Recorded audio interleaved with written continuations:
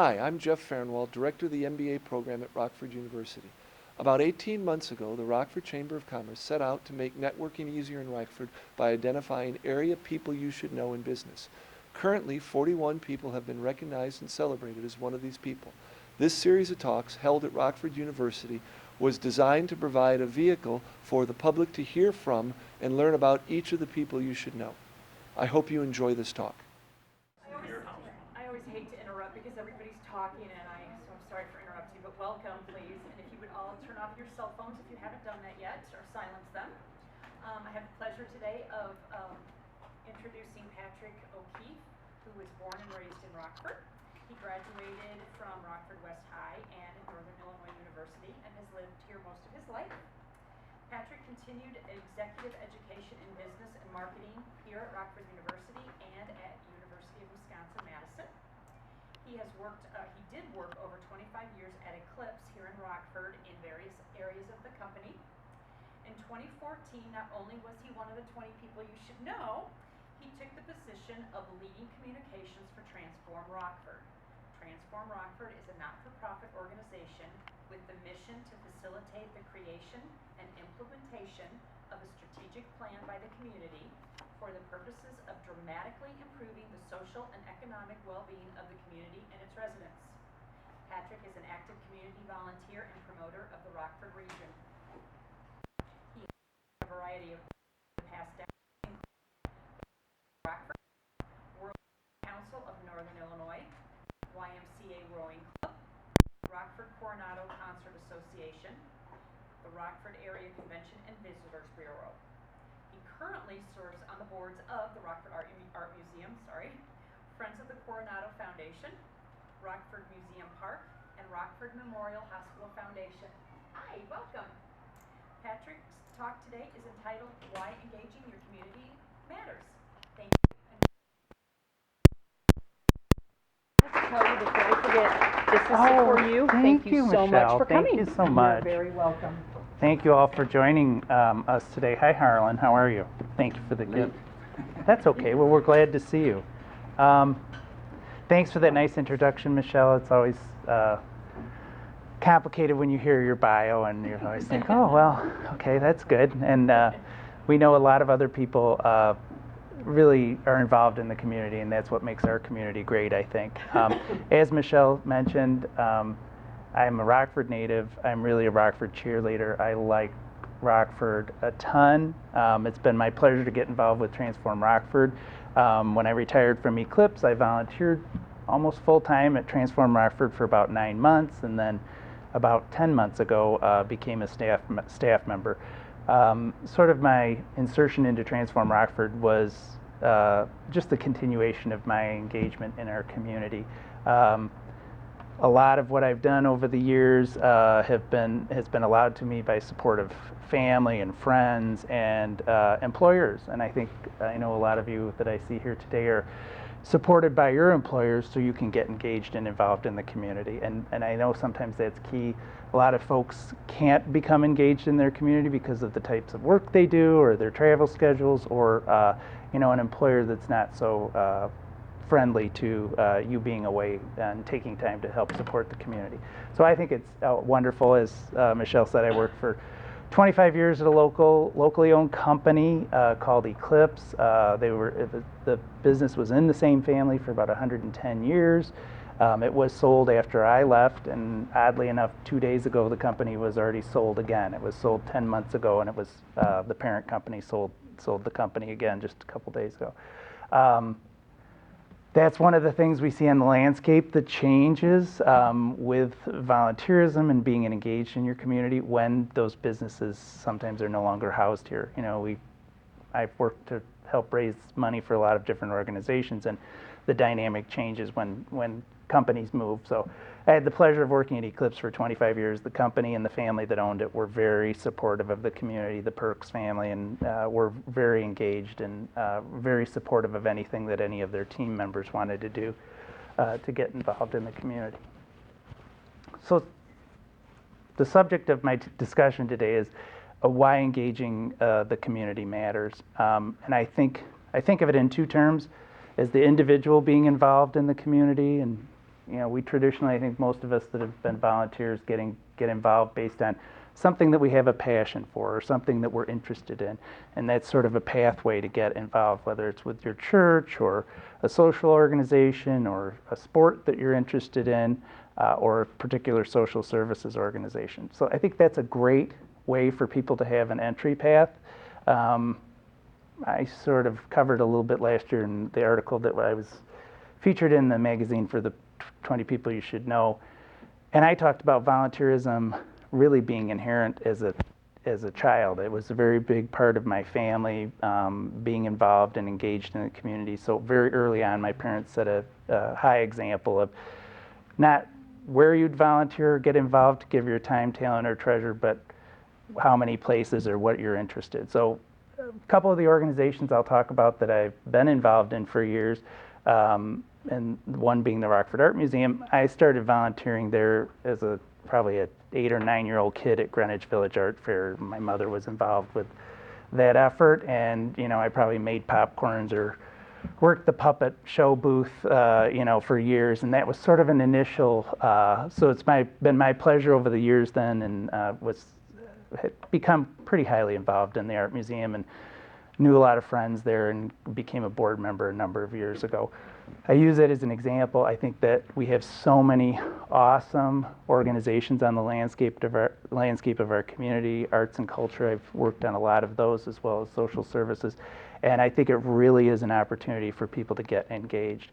I think those of us that have been around and volunteered for a lot of things, we have a responsibility to encourage next generations. Or sometimes people are very, very busy during their starting of their professional careers and their child rearing years. And sometimes people don't come to become engaged until they're 50 years old, when they're maybe empty nesters or their life slows down a little bit. And sometimes I've seen volunteers get involved upon their retirement. They really are not able to or commit extra time or energy until they're retired. So I really perceive it as a continuum of when you get involved and engaged in your community. I'm an example of someone who started very early, but I think encouraging young people to be a part of their community and get engaged is very, very important. As I mentioned, I believe it in 3 parts of being engaged. It's what you contribute or give. As I said, many times you get involved in a cause that's something near and dear to you or you have a passion about. I also regard it as what you're bringing to the community, to the organization. Your expertise. If you're an accountant, I've done a lot of board development for organizations. Everybody's looking for accountants because you want an accountant on your board. But whatever your skill is, it's a way to bring your expertise. And then thirdly, I think, and help the organization advance their mission or cause. And thirdly, I think it's what comes back to you. I think many times people don't view their engagement in the community or their volunteer work as a self-development tool. You gain skills when you volunteer. You get exposed to different concepts that maybe your own organization doesn't have. I'll talk a little bit, I'll rob a few minutes at the end to talk about Transform Rockford. But I think that's been a key area of Transform Rockford. A lot of the people in this room, Michelle and Bern, are volunteers, and Pam's, one of the things I'm going to talk about is an output of some work we did with Pam. Transform Rockford, I think, has been fun to see people that raise their hand and say, I don't know anything about X, but I'd like to volunteer in that area because it would be a challenge or a growth opportunity for me. So I think that's something that sometimes we underappreciate or forget, is volunteering or getting exposed to an organization helps for personal growth as well, gives you, new ideas. One of the things for me personally that's been really a great part of my life has been, I think of, when I look at my close circle of personal friends, most of the people that I'm very close to are people that I met through volunteering. And when I reflect on that, I think, we probably had some common interests. A lot of times you meet some people that are very different than you, but how you develop relationships with people by volunteering on a common effort. A lot of that goes back to how you get involved, but getting involved helps you grow that way too, of meeting different people, meeting people that you perhaps would have never come across in your daily life. I know a lot of you in the room volunteer around the community too, And we talk about really kind of the network of the community and the power of the network. I'll refer to this as, and this is just an example of one of the things that we really believe in the power of that community engagement with Transform Rockford is ultimately to attain the goals that we want for our community and the vision that we have. It takes all of the people in the community. And when we drafted the vision, and I know a number of you were involved in going to those sessions, we really were purposeful about getting out there. And Harlan, I think I saw you at about 8/10 of those, but we were purposeful about getting out and, meeting people where they are, engaging the community, going to the locations that were maybe locations that people wouldn't have thought we would have gone to. I know we had just a wonderful experience when we worked with the people at RAMP and other group of social service organizations. And we had one of our visioning sessions at Milestone. And the organization brought it, we had it at their McFarland facility, but I know that it was very impactful for the folks that run those organizations that serve the needs of those folks to think that we thought that way. And we had sign language interpretation and we had some other things to accommodate mobility issues, but they were very touched that that we meant all voices, that we meant to hear all voices in our visioning. So I'll stick on this, and Pam's very familiar with this. She helped us populate this, but I would encourage when we talk about engaging community and getting the variety of voices and different voices for whatever your plan is, and I'll talk a little bit about that in a minute, but we sort of organized around government and agencies, and this is this is flat for a reason. I mean, there's a lot of depth behind this, but this is how we represent it. I would encourage everybody to think in your work about, particularly if you're, probably in the world of business as well, but in your social services or in your volunteer world, of thinking of your network and thinking of the people that you're connected with. Who we always think, oh, we know who we should serve, or we're connected to the people we need to be connected. But once you start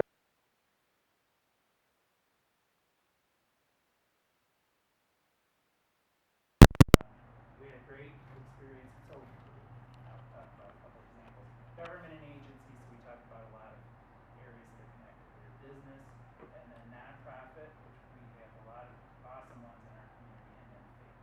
So a lot of what we've done in Transform Rockford is we think in terms of, as we develop teams, when we engage the community, we go to this for great input to that, or to be at the table and help or give better ideas. And we really have an approach of the more voices make a better product. So we've at Transform Rockford, we really have worked on the inclusion. I think I'll pass out some brochures. Many of you have seen our shared values of transparency and inclusion, and we're constantly, as volunteers, many of you in this room for the effort, and people close to the cause, we think in terms of let's make sure we're transparent, make sure we're inclusionary, and we really do take those values to heart. Just a couple of examples of being inclusive in the Transform Rockford effort. One that's one of my favorite is we have I don't know the number, but we have a relatively large Laotian community in this community. We had a visioning session, Harlan, I'm sure you were at that. And it was the first time there's I don't want to say segregation, but between the Christian Buddhists, or the Christian Laotians and the Buddhist Laotians. And so we had a visioning session, and we had connected with a couple of community leaders in that area, and they said, well, we'll get a lot of people. We had it at Jefferson High School come together for a visioning session, and it was the first time I think in 20-some years, Harlan, that they, as within their subgroups, the Christians and the Buddhist Laotians came together. They all came, they intermingled. We had some Buddhist monks there, and we did a visioning session, and I don't know, we had 200-some people. I mean, it was wonderful. So it was really, and they remarked, those participants, about coming together for sort of a single cause and a single vision. They were highly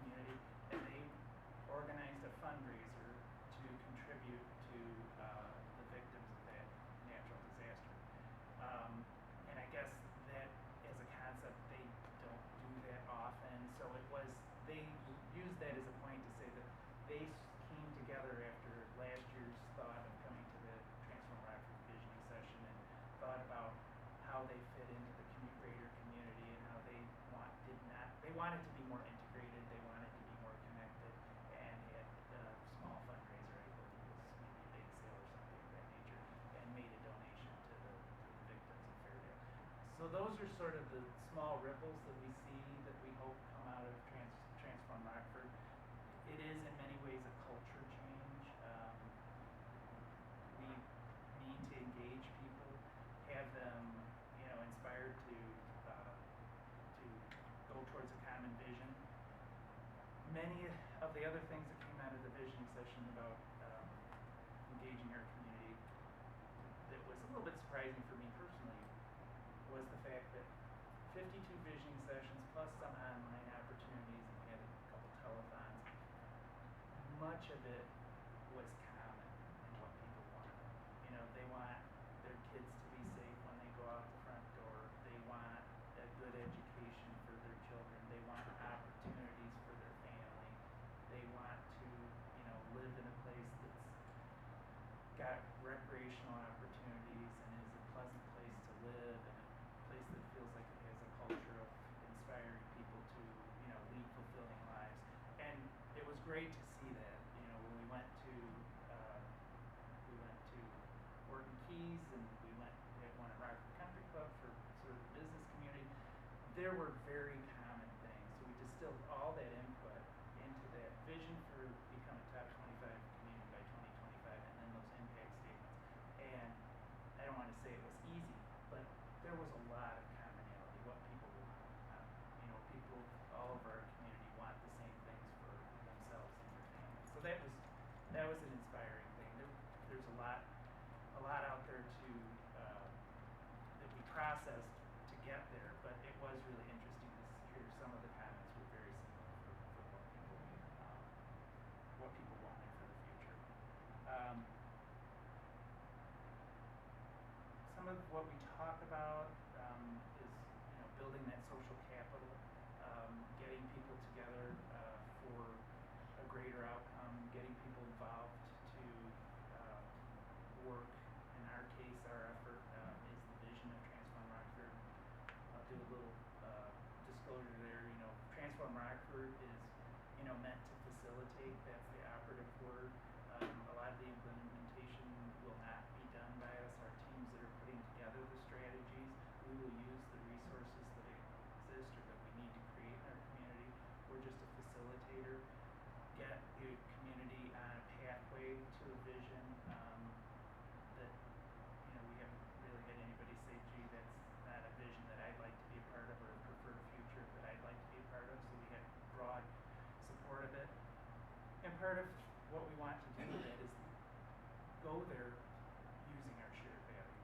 So the shared values that we've developed, and I'll probably should pass these out now, referring to it, have a lot to do with how we treat and respect each other. That we want to have. Sorry, yeah, 2 minutes. So on the back of this brochure, you see our shared values. We really, with that discussion of transparency, inclusion, and thinking about these as an area to engage, we really use these as the baseline. We've had a number of organizations, which is great, adopt these. We do feel that they're meaningful.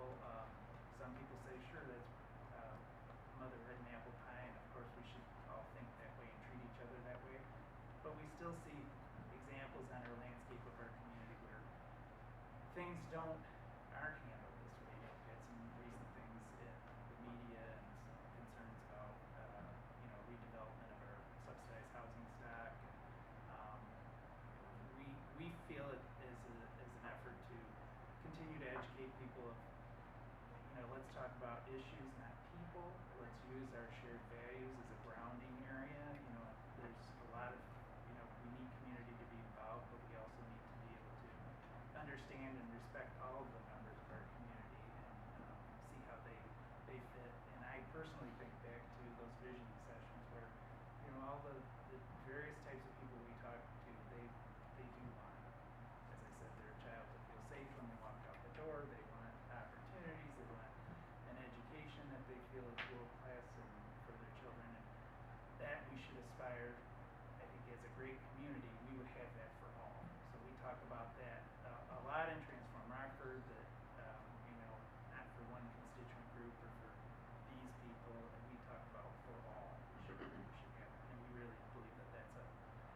part of being inclusive and broadly engaging the community.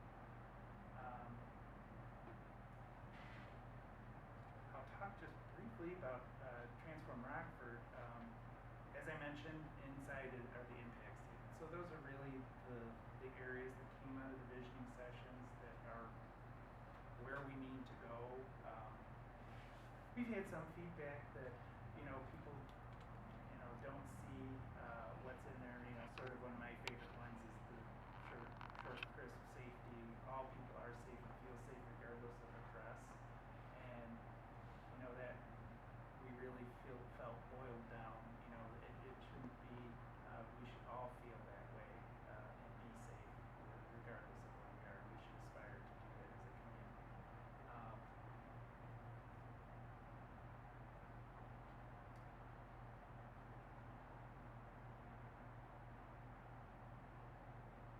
So I think